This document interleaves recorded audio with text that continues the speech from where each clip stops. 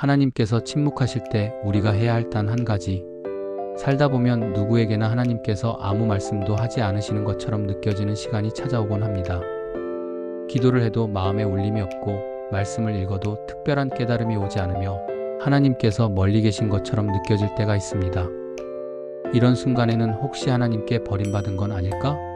라는 불안이 밀려올 때도 있습니다. 그러나 성경과 신앙의 여정을 살펴보면 하나님의 침묵은 외면이 아니라 더 깊은 목적을 위한 준비 과정일 때가 많습니다. 그렇다면 하나님께서 침묵하실 때 우리가 가장 먼저 해야 할 단 한 가지는 무엇일까요?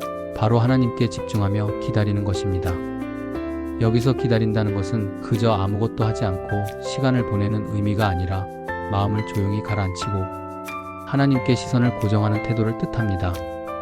하나님께서는 우리의 삶이 너무 빠르게 움직일 때 혹은 우리의 감정과 생각이 너무 복잡해져 있을 때 종종 침묵하십니다. 소음 속에서는 작은 소리를 들을 수 없듯이 우리의 생각과 걱정이 가득한 상태에서는 하나님의 세밀한 인도하심을 느끼기 어렵습니다. 하나님께서 침묵하시는 시간은 오히려 우리의 내면을 정돈하고 영적인 감각을 새롭게 회복하는 시간이 되기도 합니다. 이 침묵의 순간에 가장 중요한 태도는 하나님을 향한 신뢰를 잃지 않는 것입니다. 응답이 늦어질수록 인간적인 방법을 찾고 싶어지고 조급함이 생기기 쉽습니다. 그러나 이런 시간일수록 믿음이 깊어지는 기회가 됩니다. 빠른 응답 속에서는 우리의 신앙이 자라기 어렵지만 침묵 속에서는 하나님에 대한 확신과 의지가 더욱 단단해집니다. 보이지 않을 때 믿는 것이 바로 믿음의 본질이기 때문입니다. 하나님께 집중한다는 것은 감정에만 기대는 행동이 아닙니다. 이미 주신 말씀을 다시 묵상하고 하나님께서 그동안 인도하셨던 과정을 차분히 떠올리며 지금 내 삶에서 이루어지고 있는 일들을 돌아보는 것입니다. 하나님께서는 눈에 보이지 않아도 일하고 계시고 사람이 이해하지 못하는 방식으로 준비하고 계심을 인정하는 마음이 필요합니다.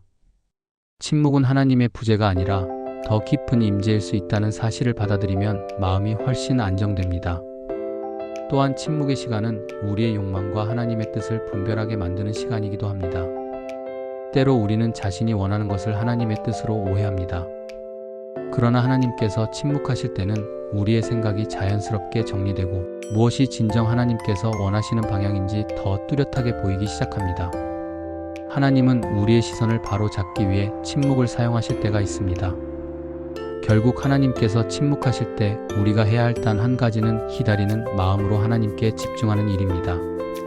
조급함을 내려놓고 하나님께서 지금 나에게 어떤 일을 하고 계신지 차분히 바라보는 태도가 필요합니다. 침묵 속에서도 하나님은 변함없이 일하고 계시며 우리의 신앙을 더 깊고 단단하게 만들기 위해 이 시간을 허락하십니다.